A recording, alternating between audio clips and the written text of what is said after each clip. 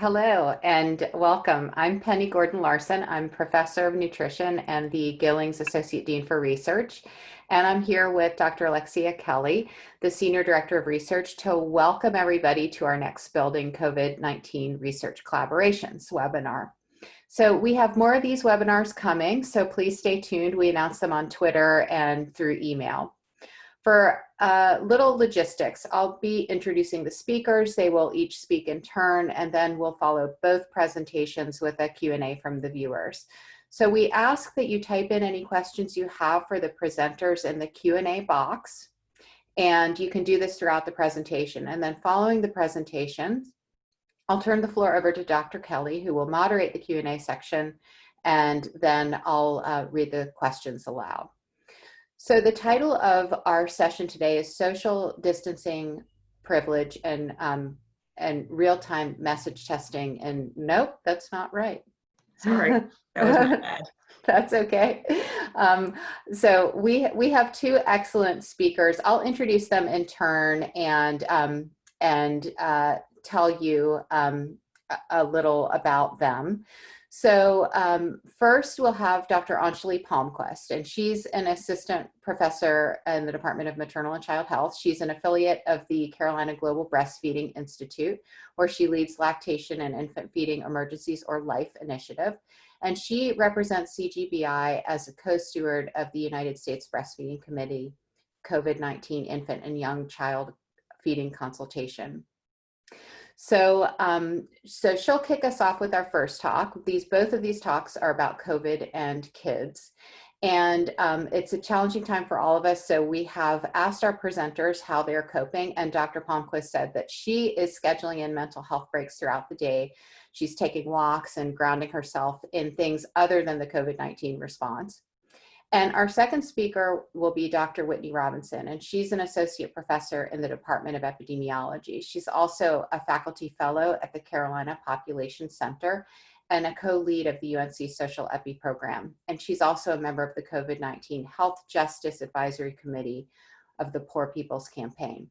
So Dr. Robinson provided us two fun facts about her COVID-19 coping. So her fun fact one is that she wears her hair in braids and usually leaves all of her hair care up to her hairdresser, but she's been challenged by not being able to do that. And so she has been having, instead of food delivered to her front doorsteps, her hairdresser, Jasmine, has been dropping off all of her hair care supplies, shampoo, leave-in conditioners, all kinds of things. And she also has suggested some really great YouTube videos. And she is working with two excellent things for stress reduction. One is Yoga with Adriene, and the other is low impact cardio workouts from Teen Body Project. So welcome, and I'll turn the floor over to Anjali, and then she will turn the floor over to Whitney. Thank you. Great, thank you so much, Penny, for that introduction. I'm going to try to share my screen here.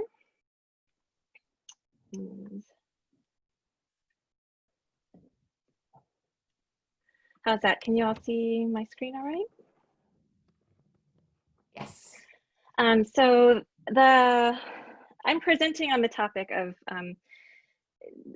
COVID-19 and basically infant health, or perinatal maternal infant health, around this theme of viral babies. And this is sort of, we were kind of asked to talk about our research and sort of topical interest, but this is really me sort of thinking through some of these emergent issues around the guidance for perinatal and postpartum care for people who are birthing and their infants and caring for infants during this pandemic.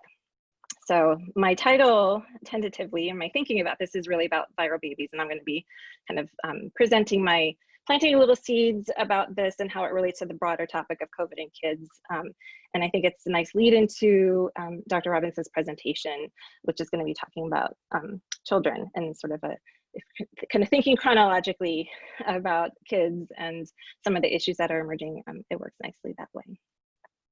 So I'm going to give a very, very brief overview of some of the state of the science that we're working with at this time for maternal to child transmission of the SARS coronavirus 2. and then discuss this science and the generation of the science as a form of knowledge production.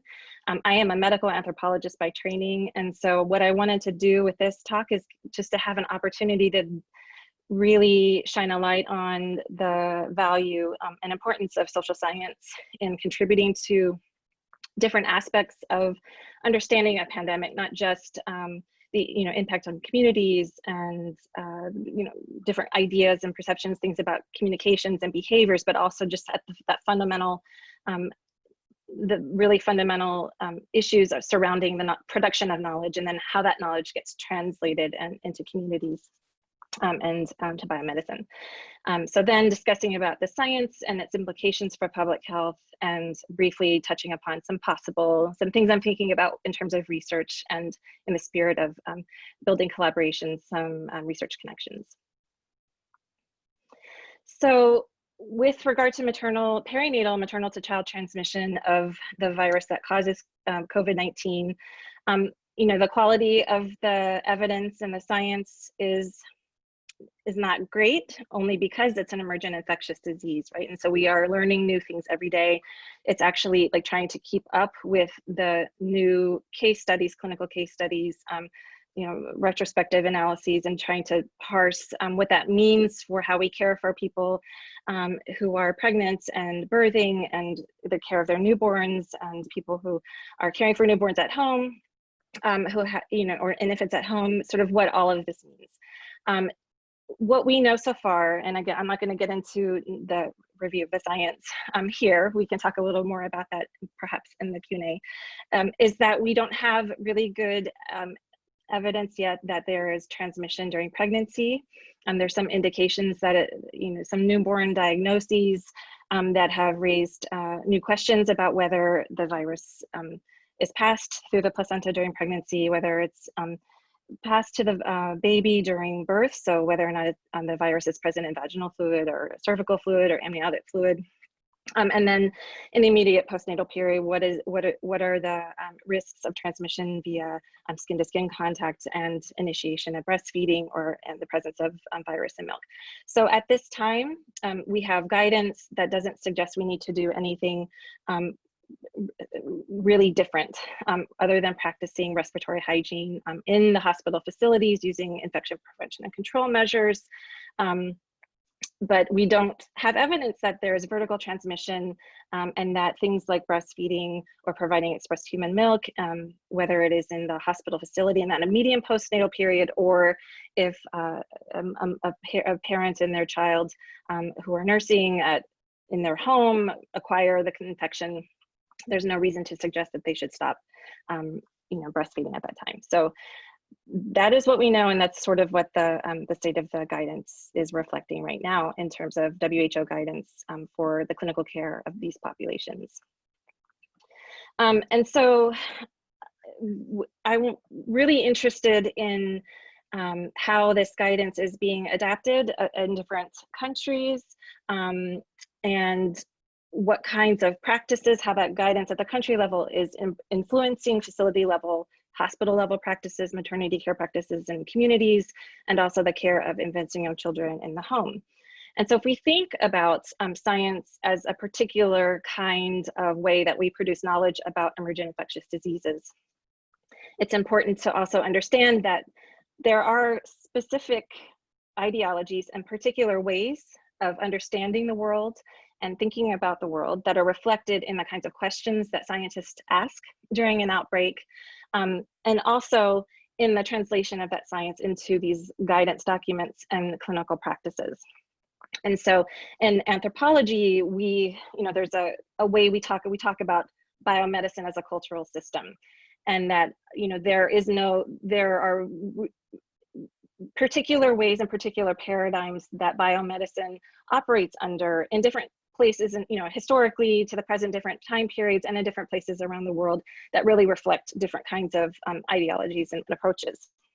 And so we have many examples of how different orientations about how we go about understanding maternal to child transmission of a new infectious disease, a new virus, operates for COVID-19. So the kinds of questions that are being asked are really interesting, and if we kind of use that framework. So we know that in non-COVID times, that there are some basic behaviors and things that are really integral and important and essential for optimal outcomes for both the parent who is birthing and their newborn and their infant. And so one of the first things is immediate skin-to-skin contact, or kangaroo care.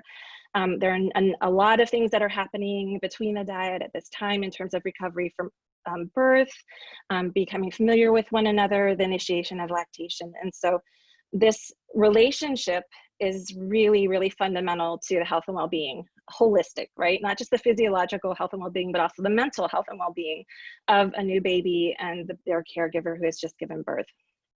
The initiation of breastfeeding is recommended immediately, as soon as possible after birth for most infants. And this is also because we have the best outcomes. There are some really significant findings around the increased risk of newborn morbidity and mortality the longer we wait before giving babies an opportunity to either nurse directly or to have their parents express milk. And then the other recommendation is continued nursing until 2 years or beyond for all of the associations with positive health outcomes, both for the parent who is nursing and for their infant. So these are the recommendations, right? And if we hold these as these fundamental values that are really essential, we can ask, sort of ask this question: what scientific questions might emerge when biomedical and epidemiological paradigms are grounded in acceptance that these practices, right, supported birth, immediate skin-to-skin contact, and early initiation of breastfeeding are critical to perinatal maternal newborn health and well-being during an emergent pandemic. So if you're thinking about, okay, well, what kinds of questions might I ask?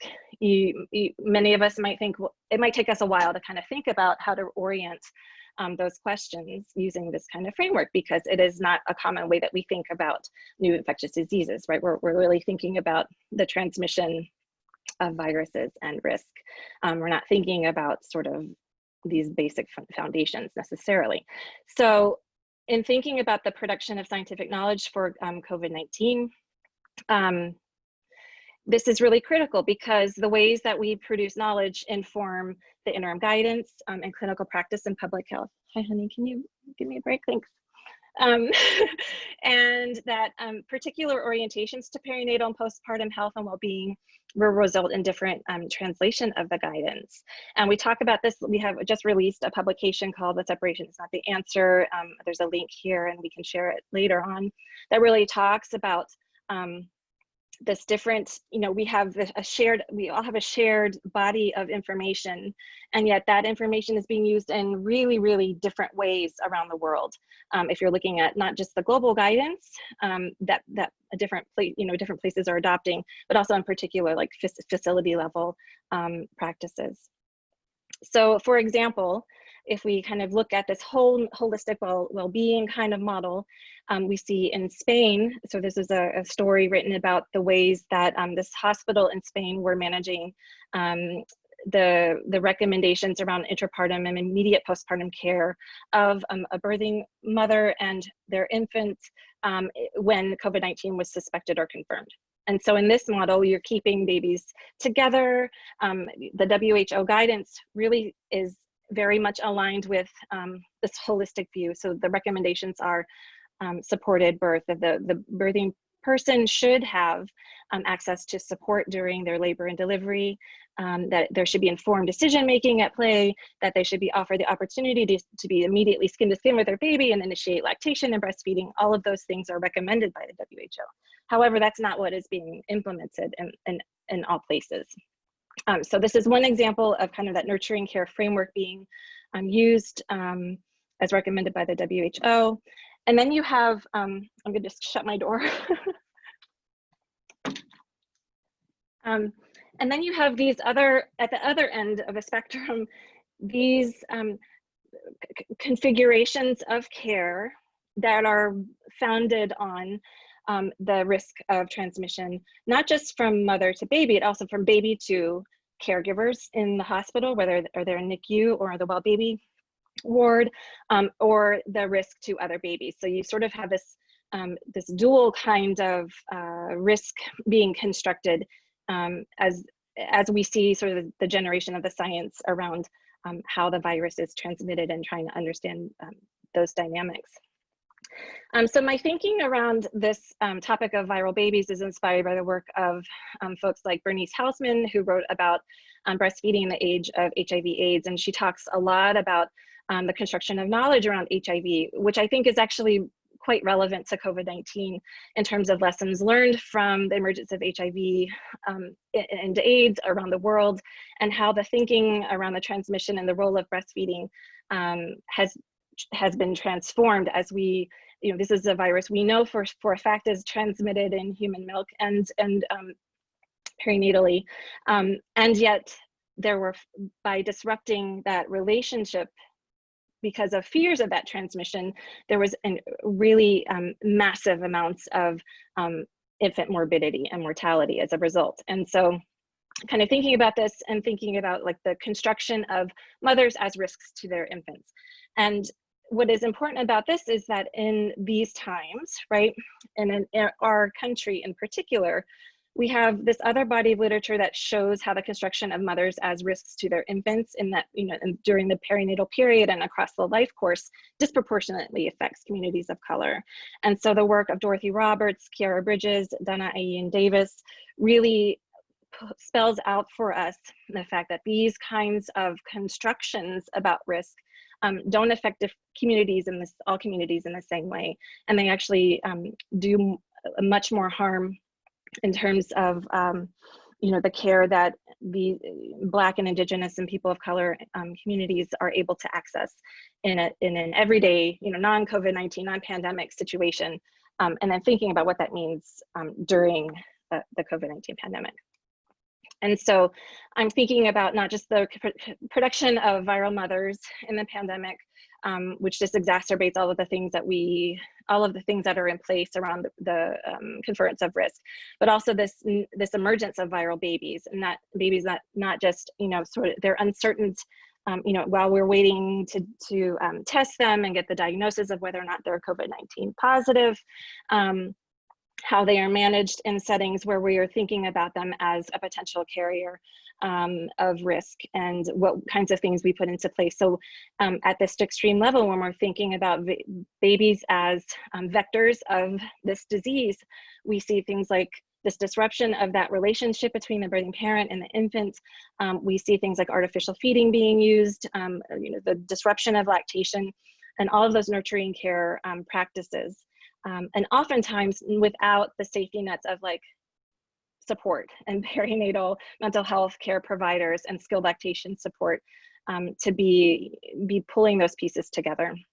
I was also thinking about viral babies at home and in the community.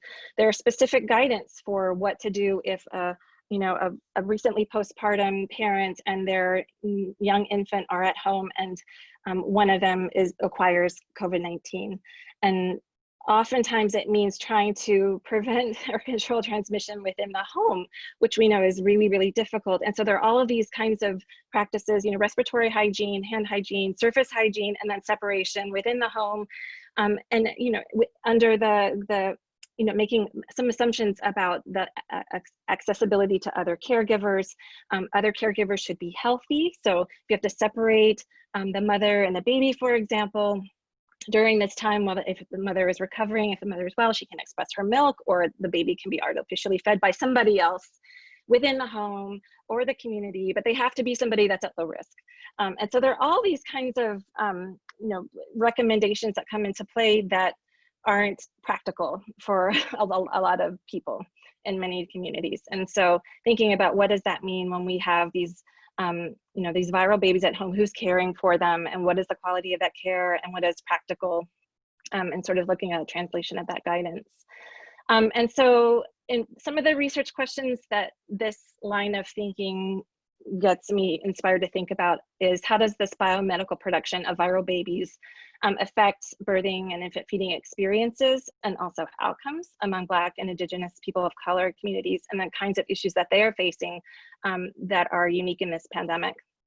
And I'm also thinking a lot about, structurally marginalized communities, houseless communities, undocumented communities without access to care. I'm thinking about incarcerated families and some of the ways that this particular kind of production of knowledge is impacting those communities.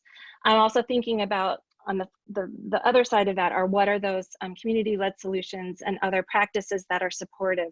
They're supportive of reproductive justice and protecting perinatal human rights during the pandemic, which I think is also a different kind of orientation, not looking at just how do we understand the risk and what are the risks, but looking more broadly to thinking about infection prevention and control is just one piece of a lived experience with disease.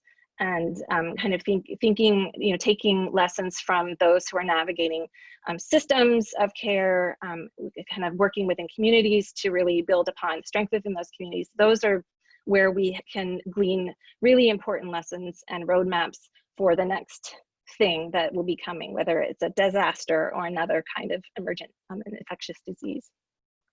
And then thinking beyond sort of my this little bubble around the anthropological production of knowledge for this time, thinking about, well, what if we look at these care practices that we know are so fundamental, and I think a lot of us who are having conversations about the different guidance in this space are really thinking, the evidence to begin to put into place practices that disrupt that care.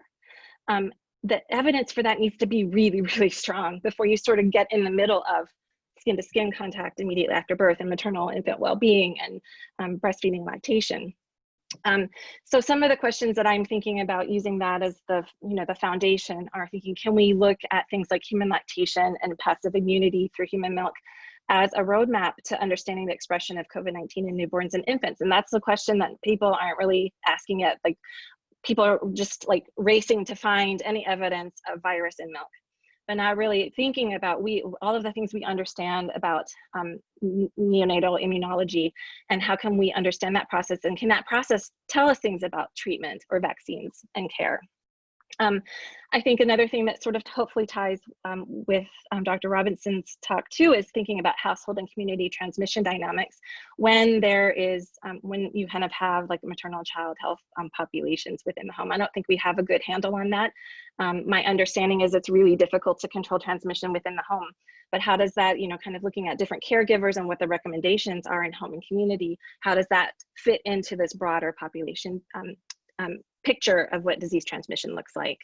And then what are the short and long-term adverse outcomes of separation policies for outcomes like, non-COVID-19 infections, RSV, influenza, respiratory illnesses, flu, diarrhea, things like growth faltering or failure to thrive because there is lack of care, maybe food insecurity, things like child maltreatment and perinatal mood disorders. These are things that when you have good attachment, you have a good nurturing care relationship, and that care relationship is supported, it can prevent and buffer against some of these other behavioral outcomes. So that's what I'm thinking about, and I hope I didn't take up too much time, but I hope I'm really excited to kind of think across these different populations and issues, and looking forward to hearing Dr. Robinson speak.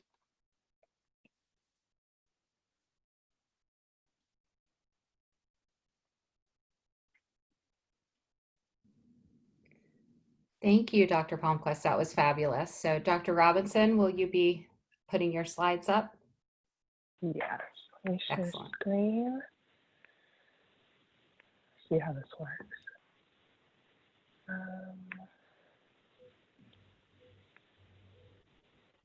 Are you seeing my slides or my notes? Yes, that's perfect.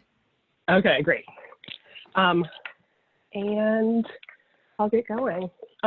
I'm really glad to be here, and I'm an epidemiologist, and I'm going to be talking about COVID in pediatric populations. Before I start, I want to acknowledge the work of Chinese scientists, healthcare providers, and scholars, both in China and across the diaspora. These researchers, sometimes at great personal risk, provided the world with early warnings about COVID-19 and continue to publish foundational research about the disease of COVID-19 and the SARS coronavirus 2 virus, including the genetic sequence of the virus, Their work has made possible a great deal of public health and medical advances. And I'll also talk about these cuties. These are my kids, my two boys who are aged 5 and 15 months. And they're a lot of the reason that I'm engaged in this research area. I'm a social epidemiologist who typically studies chronic diseases. And this expertise colors my approach to the literature on COVID-19 in kids. Social epidemiologists think a lot about the ways in which our experiences and environments in the day-to-day have long-term consequences on health. And the life course epidemiology literature is really clear that early nutrition, early illnesses, social conditions, and relationships with others could have profound and enduring effects on people as they age, even into old age. And being a parent to these little people has reinforced what I've learned from that data and how I interpret the published literature. For those who want to read more on your own, I just quickly inserted some resources. If you come back to this, you can quickly navigate to these. For those who want kind of a quick read, I can recommend Emily Oster's blog and newsletter. She's an economist who's done a deep dive into this work, probably for a lot of the same reasons that I have, because she has small children, and gives kind of pithy evidence-based summaries of this area. I don't agree with all her take-home conclusions, but she gives a calm, well-informed synthesis of the literature and practical advice. And she's clear about what values are informing her decision-making. For those who want to do a deep dive, I recommend an online resource out of the United Kingdom. There's a group of pediatricians who've been doing really comprehensive literature reviews and evidence summaries. So you can go there to see the published literature, to link to the original papers, to read the original papers, and to get expert synthesis of the quality of the evidence. I get a lot of my information these days from Twitter. This literature is so fast moving. And if you are on Twitter and you want a feed to follow, I'd recommend Alistair Munro's feed. He is one of the pediatricians working with the Don't Forget the Bubble synthesis review and publishes frequently on the literature on COVID-19 in children. And I also have a Twitter list called Coronavirus Modelers, which follows a lot of quantitative researchers in this field with a little bit of a special focus on North Carolina policy.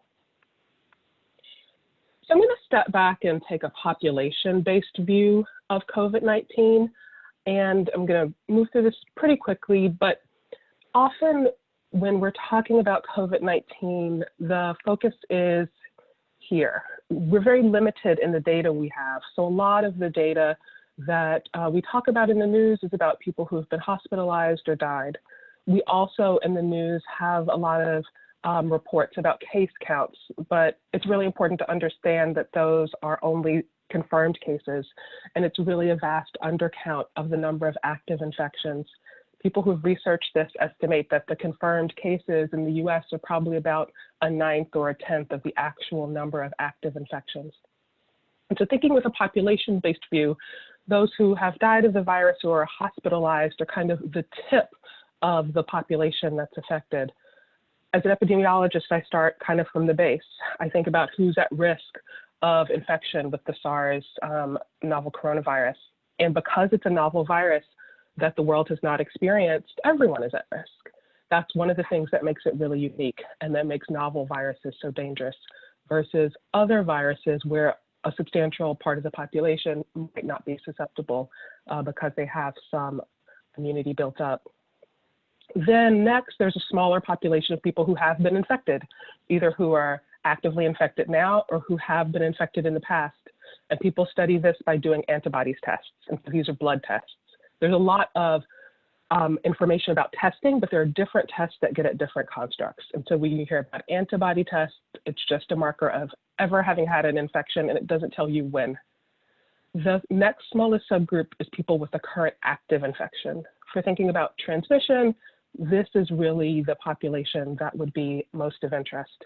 And so when you think about tests for this, it's often the nasal swabs that you hear about, although they're developing more tests to be able to get at active infection, maybe being able to use saliva or other bodily fluids.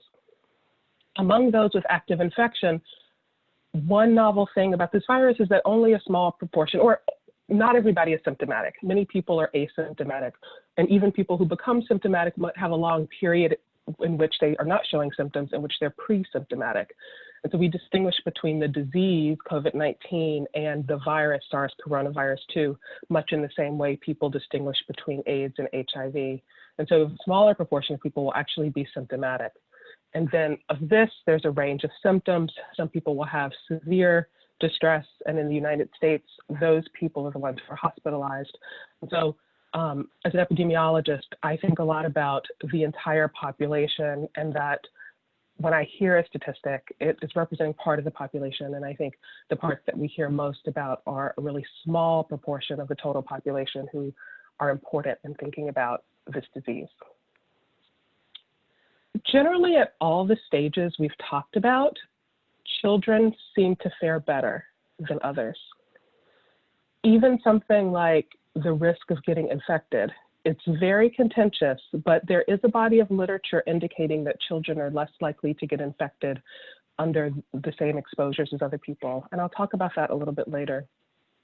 And there is also some emerging literature that even when infected, they're less likely to be symptomatic. And of those that are symptomatic, their symptoms tend to be less severe than the symptoms of others. And only a very, very small proportion so far of children actually die of this virus, which has been one of the things that is different than a lot of other viruses, and both a puzzle and a relief to many people.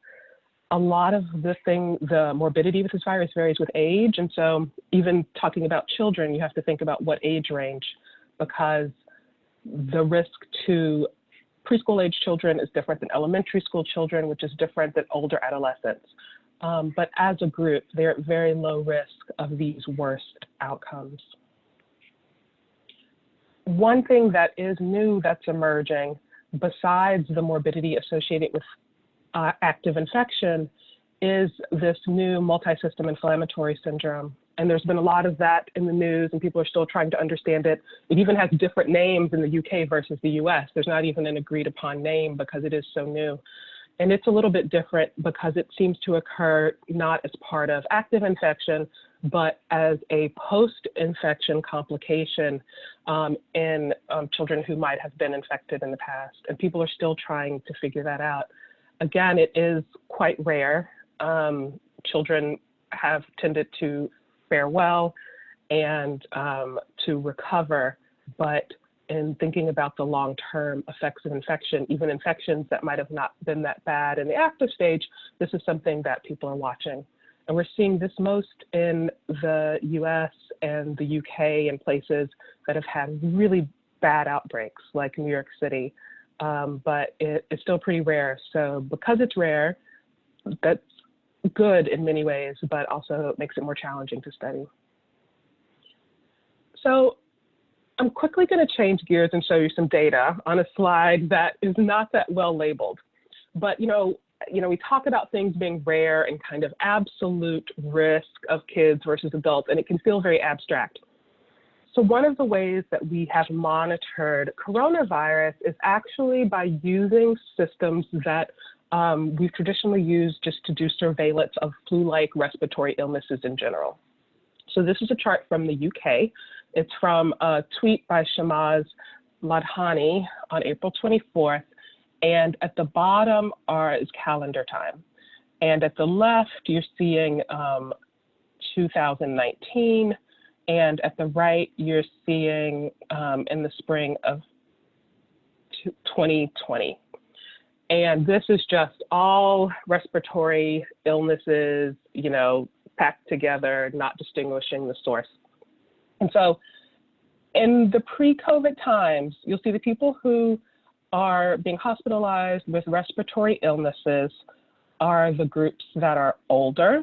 So this dark blue line is people who are above 65, and then people who are 45 to 64, that's this gray line, and then people who are in a younger age group, age 2 to 4.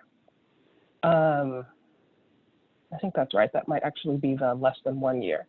So traditionally these respiratory illnesses like flu and RSV and things, they affect the young and the old. You see the highest morbidity in the oldest age groups and in the youngest age groups. And then in these middle ages, like school-age children, young adults, people under the age of 45, you see very low rates of morbidity from respiratory diseases.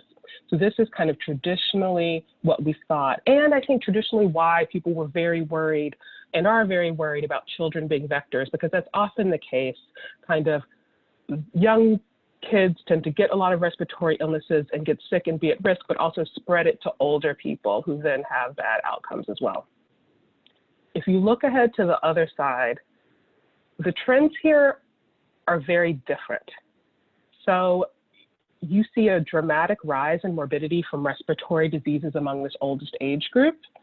You see this unusual peak here in the spring, and that's representing partially the influence of COVID-19, even under conditions of lockdown. And then next, you see the next oldest age group, the 45 to 64. And then you see the next oldest age group. So here at the right, you see this age gradient with more hospitalization and morbidity by age. But you have a very striking difference with this yellow line, which is young children. Traditionally, they would be right up in here during a flu season with high rates of morbidity and hospitalization. But now under the conditions where COVID-19 is endemic in many areas and you have lockdowns, their rates of respiratory illness are actually lower than they are usually. So usually, even in a non-flu season, you're going to have a fair amount of respiratory illness among young children. Right now, rates of hospitalizations and morbidity for respiratory illnesses are lower than they would actually be. And a lot of that is because of the lockdown, even though you see these elevated rates among the oldest. And you see this trend in all of the childhood groups, but this youngest group is really striking because they would typically have a great burden of respiratory illness, and now their rates are very low, not just from COVID, but any respiratory illnesses. So just to give you a sense, like there are fewer children getting sick with respiratory illnesses in general now than at usual times. And so one reason is because of the lockdown and schools are closed and there's less interaction, but hopefully this gives you a little bit of a sense of scale. And we see this, dramatic peak in illness among older age groups that you usually would not see in the middle of the summer. You usually would not see this in May, June, July. It's very aberrant. It's not following the seasonal pattern, and that really is COVID-19. So given that overall, the risk of illness to children themselves is relatively low, a lot of attention is shifted to transmission risk to others. And this is a particular interest to me based on the characteristic of the virus, the fact that it is more contagious than something like the flu. It does have overall higher fatality rates than something like the flu. It has a very long latency, which lets a lot of transmission happen because people are transmitting before they know they're sick. They're infected and they might not get any symptoms for a week, 2 weeks, and they can just be walking around and spreading this disease. So it makes it very efficient at spread.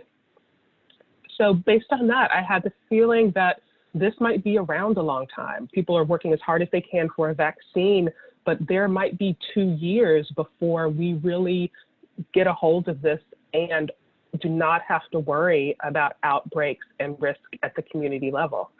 And I immediately thought about the socio-emotional needs of children as a social epidemiologist.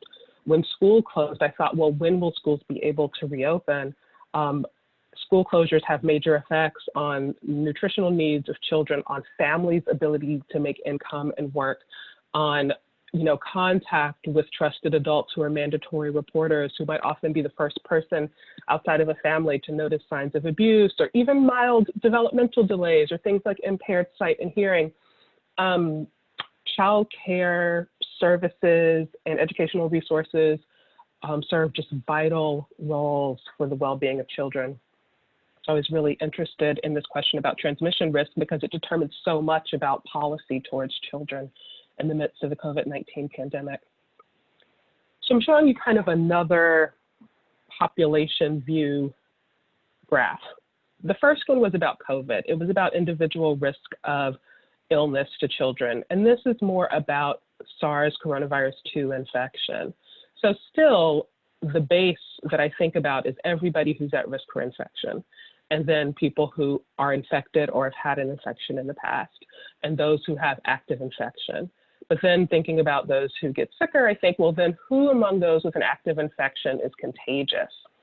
And, you know, you might hear things about R naught, which is kind of this estimate of, for any given person who is sick or contagious, how many people can they infect?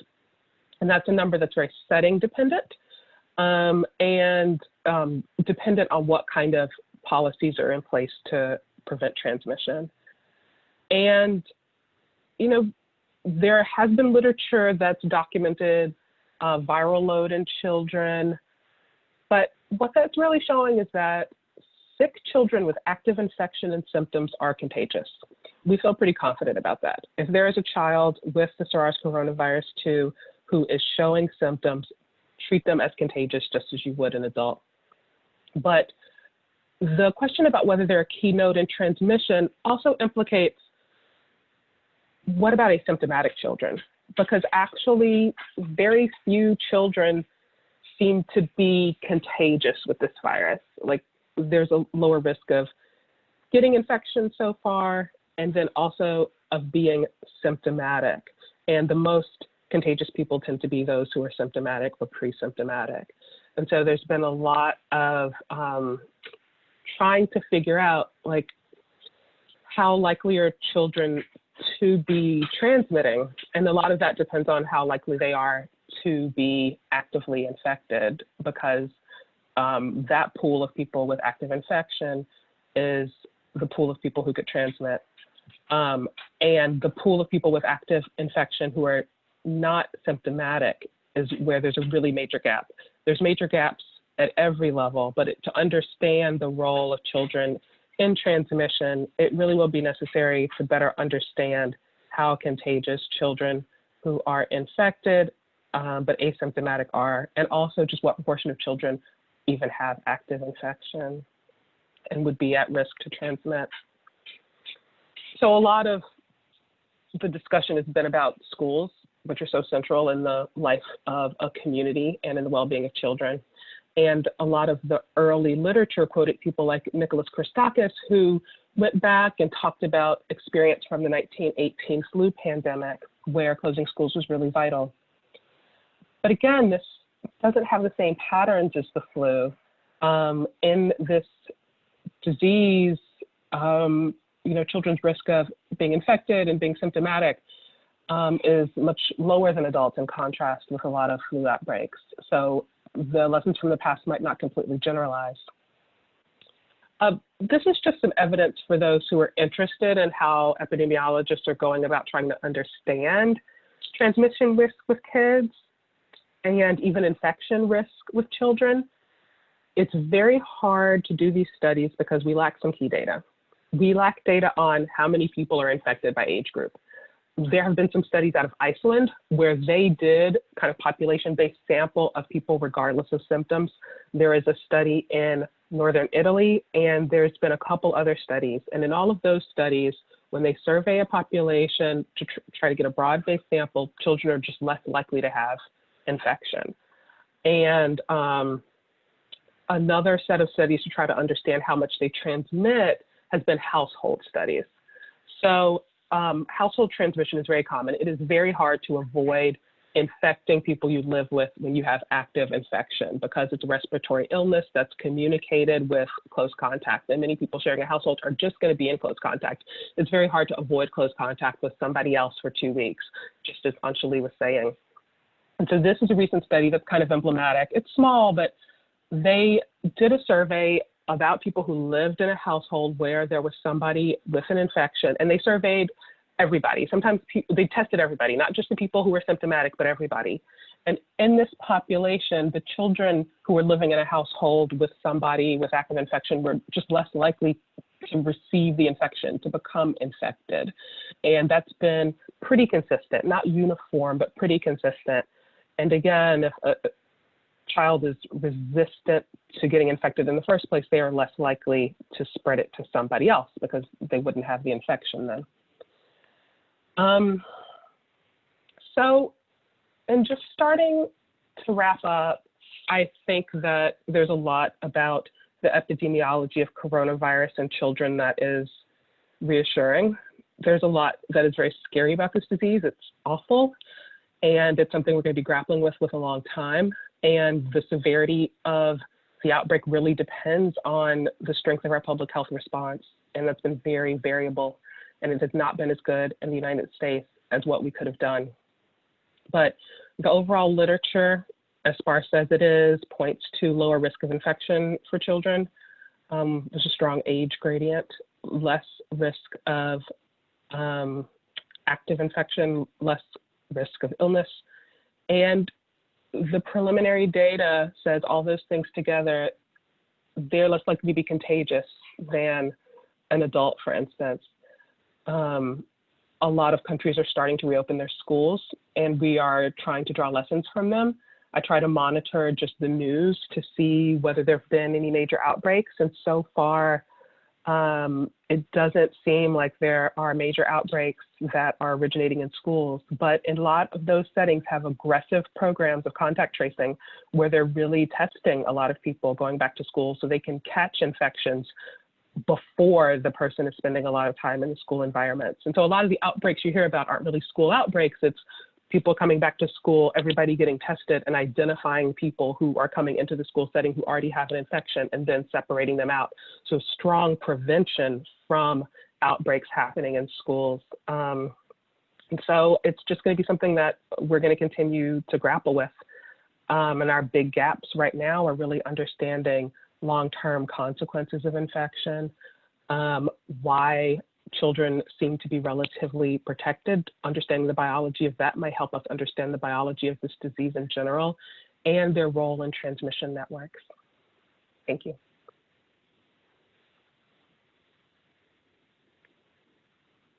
Thank you so much to both Dr. Robinson and Dr. Palmquist for these great talks.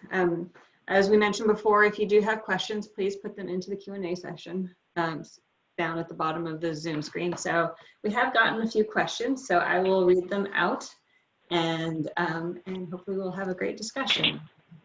So let's see. One of the first questions we got, which I think came early on when Dr. Palmquist was talking, was, do you expect there to be resistance to deploying a COVID vaccine in pregnant women? I remember hearing that the biomedical community didn't want to administer Ebola vaccines to women in the Congo and West Africa because of unknown safety profile for fetuses. So I think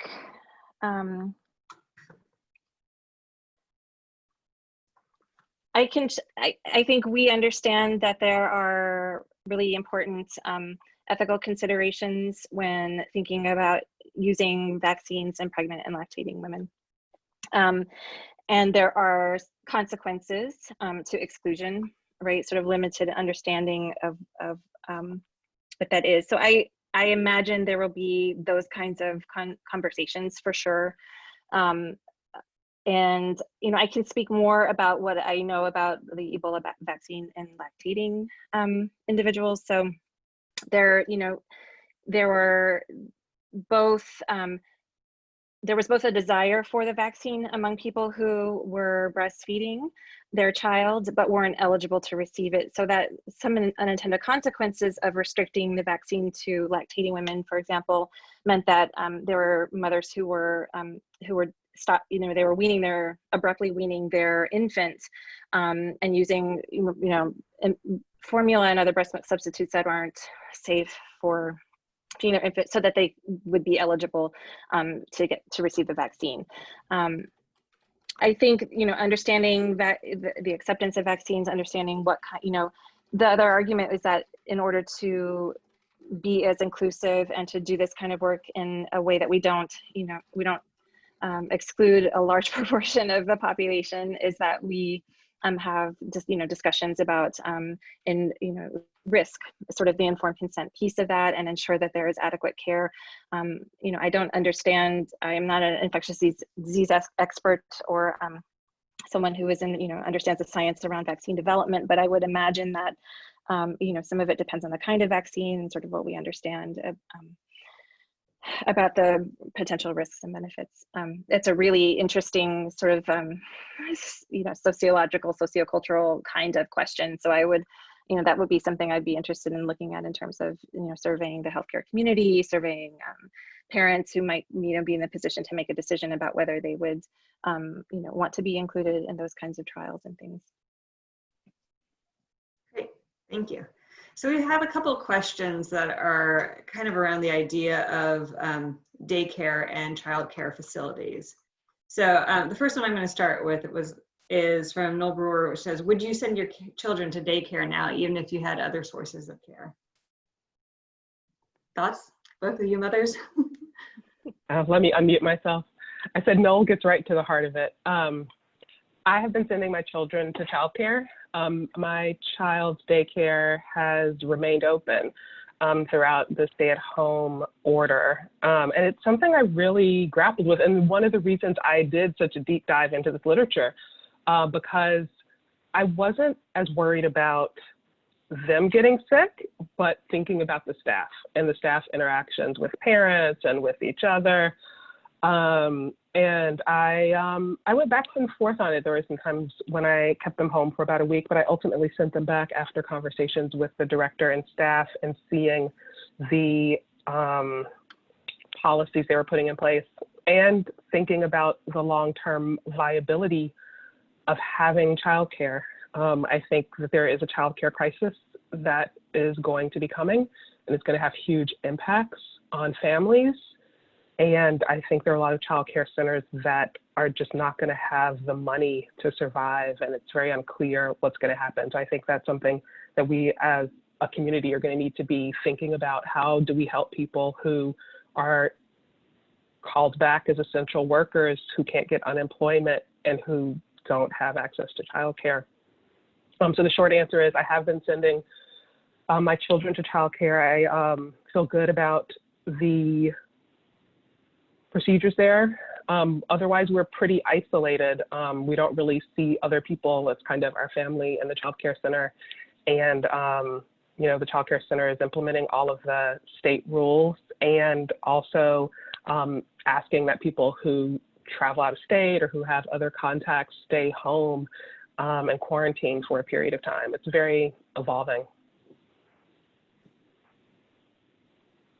Do you want to say something, Anjali, please? No, go ahead. There's another question that came from Amy Peterson that says, we're working with NC Childcare Health and Safety Resource Center, and we're struggling with advising childcare facilities to exclude children with any symptoms of COVID, particularly the GI listed on the CDC website.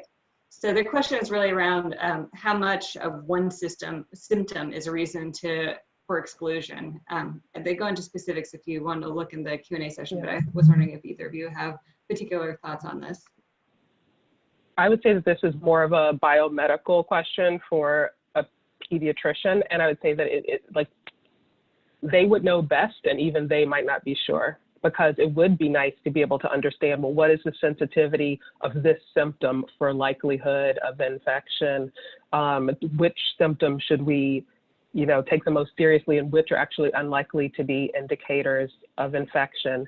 And I think it's very unclear. The range of symptoms associated with COVID-19 are just huge. I mean, some people don't have a fever. Some people it's primarily GI. Some people it's loss of smell. And the symptoms are very, very variable, even dermatologic symptoms. And in children, it's even more variable. And so I don't know that, but if the person contacted me, I could try to point them to resources. And I think it is a very important active area of investigation. Early on, I was talking to a colleague who was on a call with the National Institute for Child Health and Development, and they weren't getting any funds for COVID research, because I think originally people thought, oh, well, kids seem fine. We don't need to fund research on children. And there's really been a gap, and we need to press for more research because it is really important.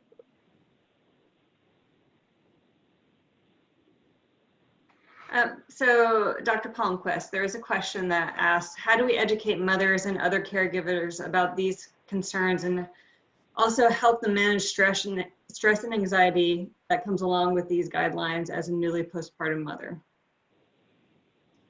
So, I think one of the things that contributes to this anxiety that expectant parents feel and parents who are caring for, their little ones at home is that we have had sort of erratic guidance in our country to help guide clinical decision making. And right now, the CDC and AAP guidance is in almost direct conflict with the WHO guidance. So I think depending on where you are being cared for, how you're accessing prenatal care, where you're going to be giving birth, the facility policies might be very, very different. And I think that contributes a lot to the anxiety and not being certain.